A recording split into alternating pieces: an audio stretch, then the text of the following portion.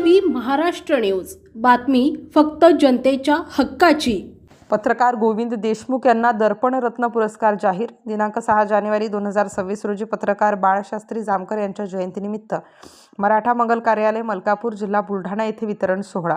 कळमनुरी तालुक्यातील डोंगरकडा येथील पत्रकार क्षेत्रात प्रामाणिकपणे सेवा करून अनेकांना न्याय मिळवून देणारे गोविंद पुंडलिकराव देशमुख यांना राज्यस्तरीय दर्पणरत्न पुरस्कार 2026 जाहीर झाला आहे। 6 जानेवारी रोजी मलकापूर येथे होणाऱ्या सोहळ्यात त्यांना हा सन्मान प्रदान करण्यात येईल।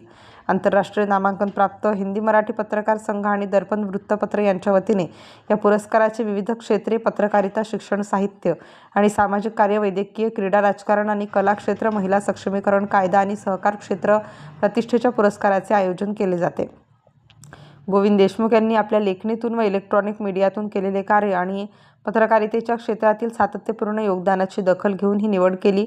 पुरस्कार वितरण सोहळा मंगळवार दिनांक 6 जानेवारी 2026 रोजी मलकापूर येथील मराठा मंगल कार्यालय हॉल येथे पार पडणार आहे। मान्यवरांच्या उपस्थितीत देशमुख यांना हा गौरव प्रदान केला जाईल। समाजातील प्रश्न प्रभावीपणे मांडून जनजागृती केल्याबद्दल त्यांचे सर्वत्र कौतुक होत आहे।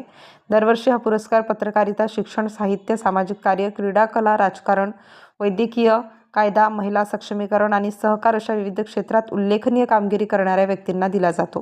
गोविंद देशमुख यांच्या निवडीमुळे हिंगोली जिल्ह्यात शिरपेचात मानाचा तुरा रोवला गेला आहे। त्यांचे सर्व स्तरातून अभिनंदन केले जात आहे। ओमकार देशमुख, जिल्हा प्रतिनिधी, बुलढाणा।